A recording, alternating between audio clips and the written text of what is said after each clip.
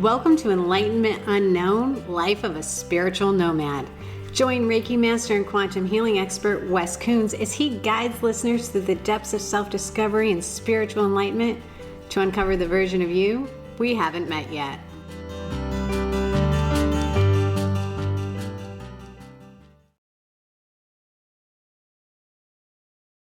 Hello and welcome back to Enlightenment Unknown, Life of a Spiritual Nomad. Wes, how are you doing today? Hey, today's great. How are you, Andrea? Thanks for being here. Yeah, I'm wonderful, and we have just finished up episode 2, if everyone's been following along, which saw you do your vision quest, which I thought was really fascinating. Yeah, the vision quest was interesting, that's for sure. So somebody sent me a message on, I don't know, one of the platforms teasing about the bear. So, yeah. My favorite part was the dragon that you were only supposed to ask one question. Yeah. Yeah. So let me ask one question, then set you with that entity for like 16 hours straight, staring at each other. I liked it. Yeah. The normal things we talk about. So what are we going to do today? Well, I don't know. You said that you were going to talk about one of, or maybe both of, because you've had more than one exorcism. Is that correct? Yes. And just so you know, I do not recommend it. It is not fun. But we are at that stage where, some of these things are coming into play. And so if we're going to talk about the exorcism, I get to talk about my friend Danny. I love Danny. At the time I met Danny, I was married, living out in Chesapeake, and we wanted to have horses. So, it's one of those cool ideas that sounded great on paper until you had the horses. They're sketchy. I don't like horses. That damn thing, I remember trying to ride my daughter's house, Biddy, one time, and I'm like, I'm going to ride this horse for the very first time bareback. I think I lasted about 1/10 of 1 second, and when I hit the ground, you just hear the air leaving my body at such a powerful level. And of course, my daughter's laughing her ass off, and the horse is eating grass right behind my head. Oh, that was painful. So yeah, that was the extent of my horseback riding.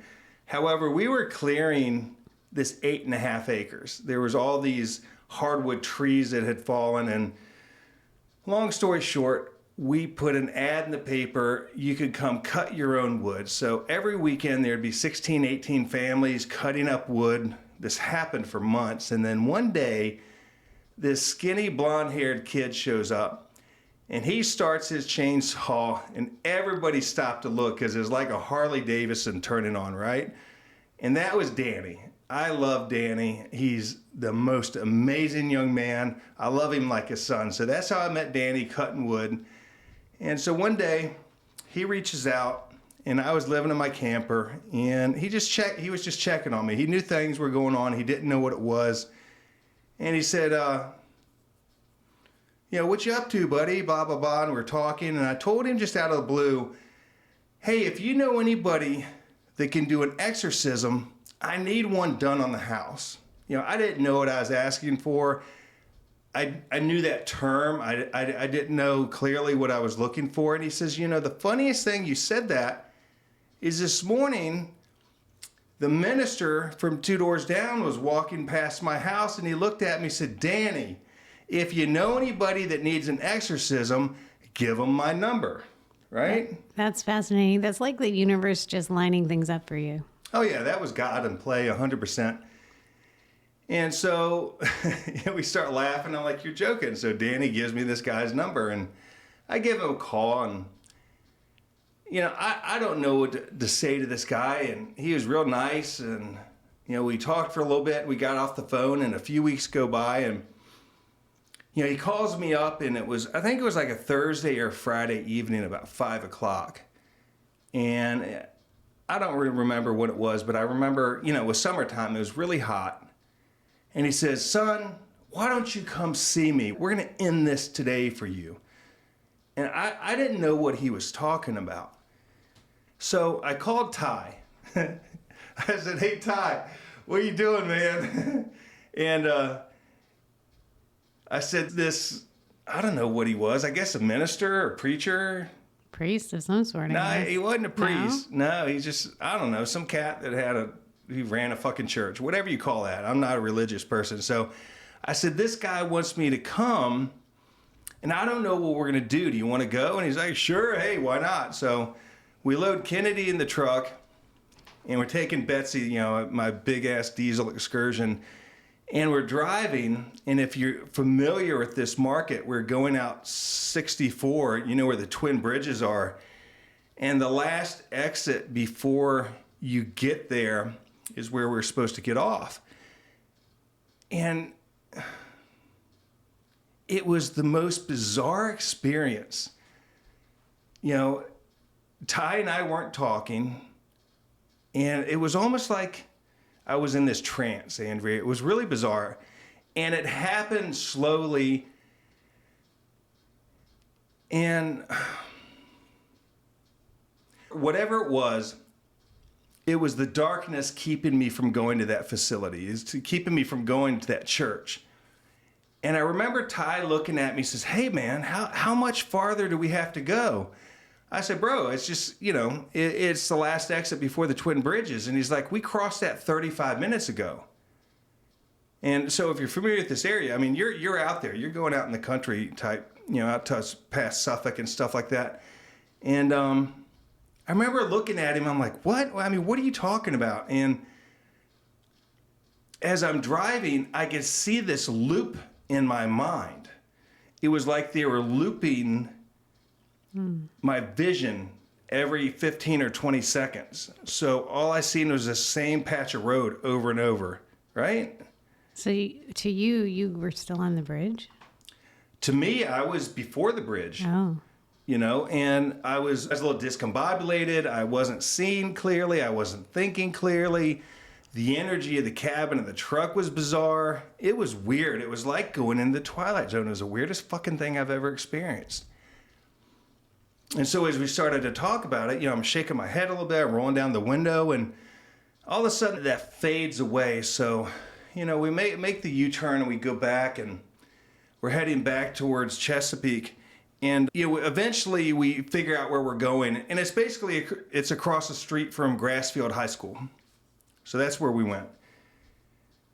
And I didn't want to bring the dog in because I was just, you know, it's a church and stuff like that. So I left the truck running. And as we walked into the building, you know, it was like going into a movie, and things were slowing down. The energy in there was bizarre. You know, things were slowing down, and we walked into the pastor's office. And as you walk in, the room was probably 15 by 10. And, you know, there was a desk and a computer, and on the right side of the wall, they had some filing cabinets and some things and some boxes and stuff. It was kind of a storage room type, his personal office. And you can see these rats running across the wall, and then all of a sudden this black snake across the chair. And as I'm seeing these things running through his office, the pastor had another guy there. I don't know who he was. I don't even remember the pastor's name at this time. But it was the four of us in the room, and it was almost like the room had a little bit of fog in it, at least for me. And I remember picking my cell phone up, and I was going to take pictures, because at that time I was taking pictures of everything that was bizarre. And I remember the pastor was really aggressive when we walked in the room. It shocked me. He's like, what are you doing? What are you doing with that? Put it down. You need to just sit down. And I looked at him, and I looked at Ty. I'm like, what the fuck is happening, man? I said, do you see the snakes? I mean, do you see the rats in the room? And I remember Ty looking at me, and he said, no, I don't see that. And the pastor's like, sit down. And I didn't realize I was there for an exorcism. I didn't know that I needed one. Nobody had shared that with me. And sorry, this is a little difficult for me to share this story.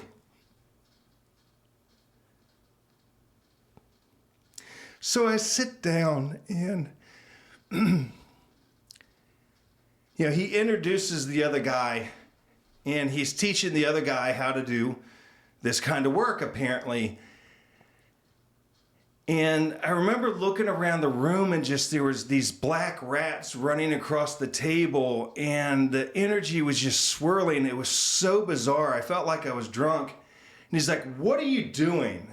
And I looked at him and I said, "I'm looking at the fucking rats. What are you fucking looking at?" I mean, he was being so aggressive towards me. And I didn't understand what was, the purpose of all that. And he starts to tell me, "In the name of Jesus Christ, I command you, tell me your name." And I guess at that point I realized, I don't know if I knew it was an exorcism really, but I knew there was something wrong. Because on the left side of my body, I started to uncontrollably shake and my arms started throwing around and bouncing. It was like going up in the air over my head. And it was so, so painful. And I remember just being scared to death. I could feel something inside me that I didn't know was there. I knew that thing had crawled down into my throat. That had already happened. But, being able to comprehend what that is, to feel that and to have to experience that for the very first time and come to the reality that I was in fucking trouble. I was in so much trouble, I didn't know what to do. And the look on Ty's face, he looked panicked. And all I could think about was my dog being out in the truck. I was worried about her. And, what if the truck stopped running and it was hot out and the air conditioning stopped running and the pasture is just like, barking these words at me and quoting things out of the Bible. And every time he did, it got more and more painful. God, it hurt so fucking bad. I couldn't see straight. And he took holy water and splashed it on me. And it felt like he was throwing hot oil on my skin. I did not understand that. So we were there about 3 hours. I remember about 15 minutes of that. It felt like 15 minutes, maybe a little bit longer. And I remember my arm just uncontrollably flailing around nonstop. And I could feel that vibration like through my body, like I was having seizures. And he said, "Tell me your name. Tell me your name." And I heard this name and it was like George or something. He said, "That's not it. Jesus, torture what is inside of him." And I remember when he said that, I just screamed out in pain as it hurt so fucking bad. I mean, it was like my insides were on fire. I couldn't control my body.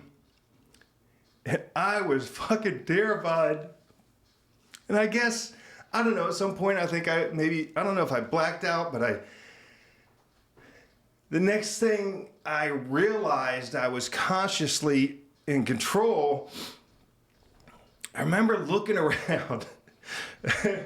I was looking around and he's like, "What are you looking for?" And I said, "I'm looking for a pair of scissors." And he said, "Why?" I said, "Because I'm going to kill all three of you motherfuckers with those scissors." And I remember when I said that, I was so embarrassed. I said, "I'm sorry. Those aren't my words.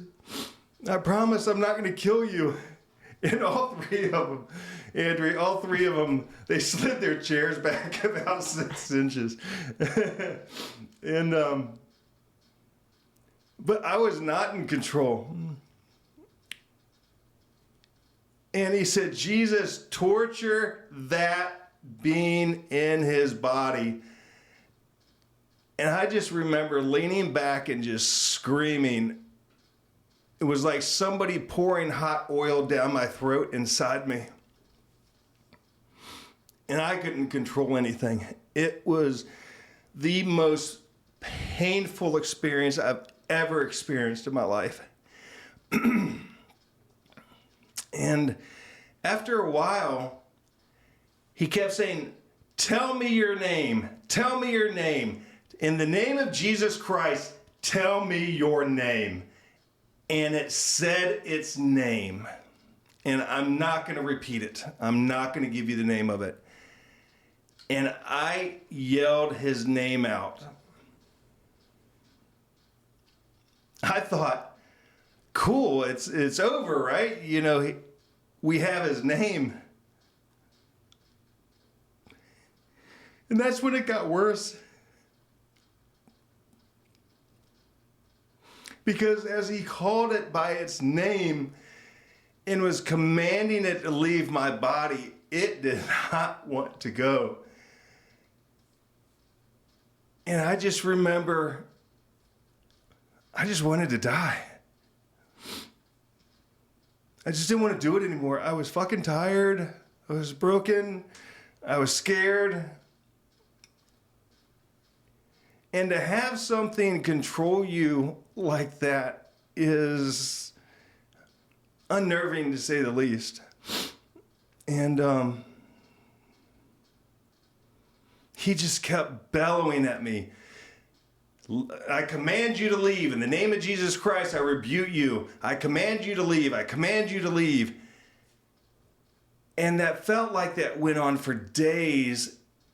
And at some point, it's like somebody took a knife and flayed my skin off as it left.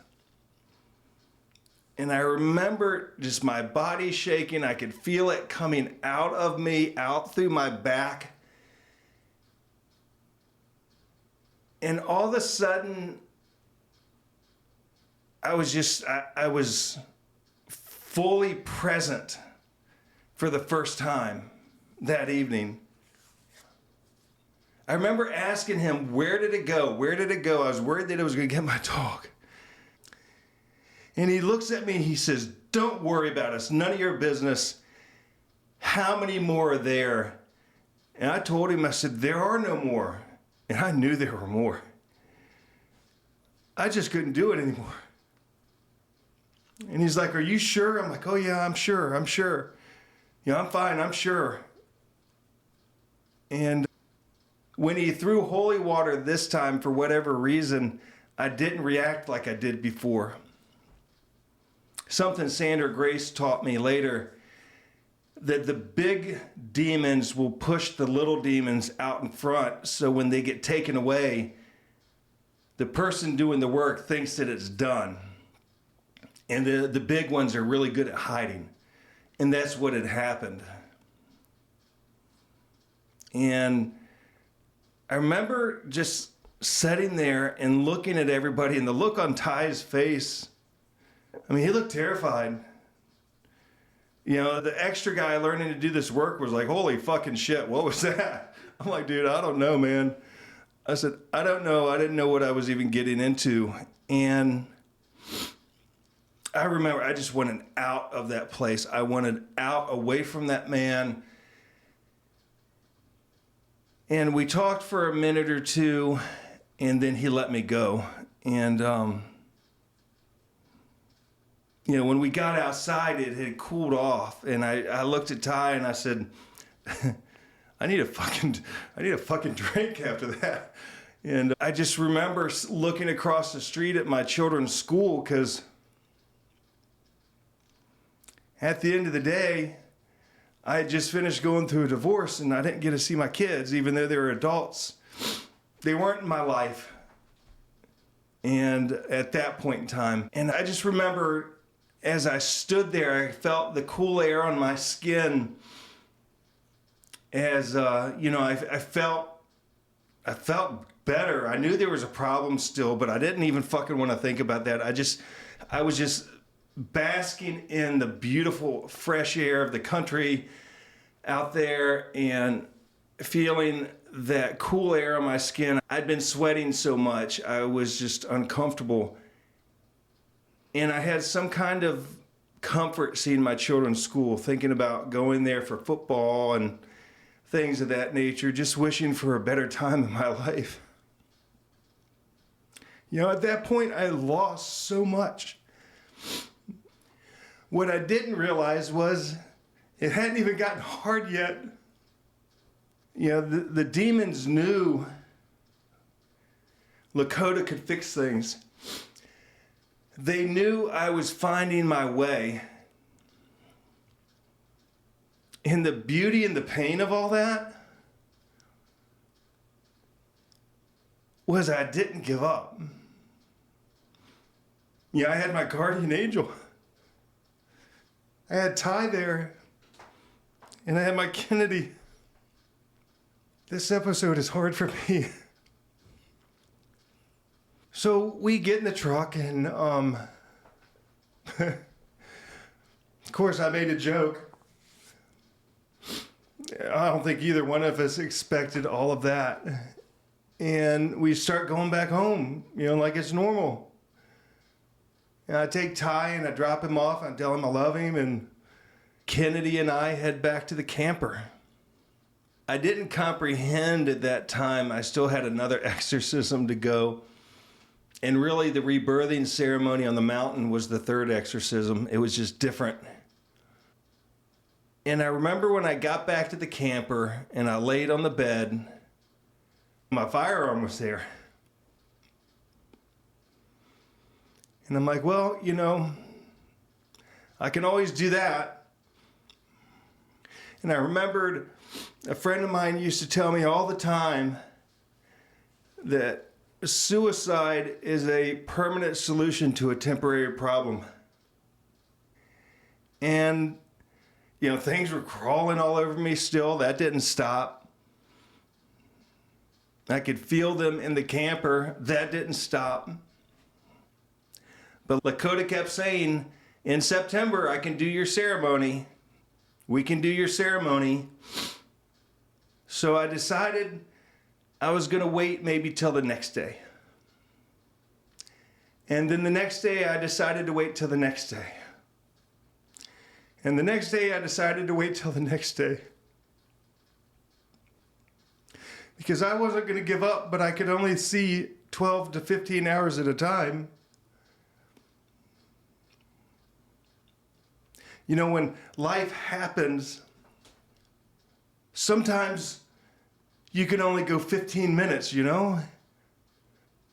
And then you can go another 15 minutes, and then you can go another 15 minutes, and maybe you can do an hour tomorrow before you consider something different. And then before you know it, a day goes by, and 2 days go by, and 2 weeks go by. And then things start to change. You know, my favorite second four-letter word is hope. I've got a lot of hope in my life, and I still do. And I had a lot of hope back then. I was scared as fucking shit. I didn't know what the end solution was going to be, but I knew I had a time frame I had to be able to do it in because I couldn't do what I was doing forever. And I was running out of people that said they could help me. So by this time, I was counting on the priest to come to the house and fix things. And if that didn't work, I had Lakota in September.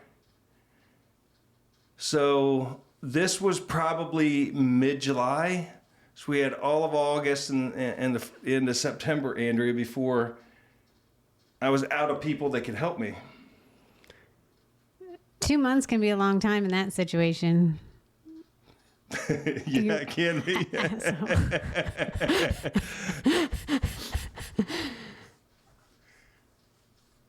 So, Andrea, that is my first exorcism. I can see why you said at the beginning you don't recommend it. Yeah, I don't recommend it. And for y'all listening to the show, this is going to be edited down. And in the reality, this has taken me quite a while to be able to say this. And this has been very difficult. So thank you for everybody that supports us, supports the show, and everybody that supports me. So I still don't recommend an exorcism. So it's not been fun. No, and for those of you listening, I know a lot of times I've said it before that it's a bit of an entertainment factor for the people listening, but this was very real for Wes, and standing in the same room with him while he tells his story is just, it's a lot. So thank you for sharing that, Wes. I know that was difficult. You're welcome. And the cool thing is my buddy, my best friend Ty is going to call here shortly. So I'm looking forward to that. I can't wait for that. I've got a bunch of questions for Ty. Yeah. So thank you everybody for listening to the show. Is there anything else that we're forgetting? Because my brain's not working right this second, I can promise.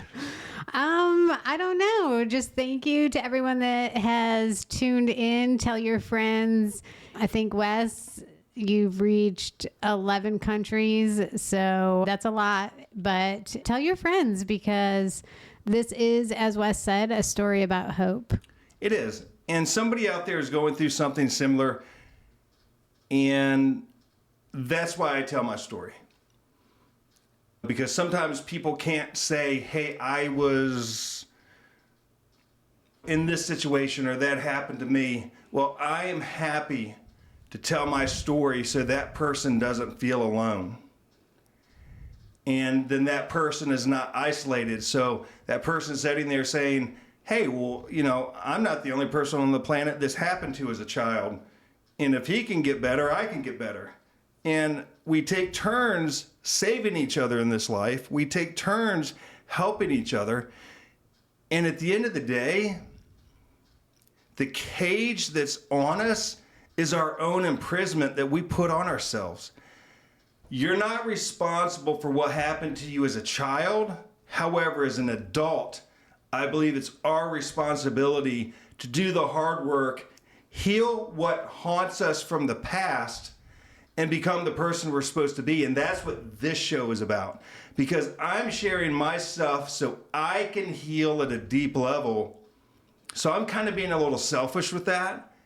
However, I also know there's other people that are getting healing messages from this.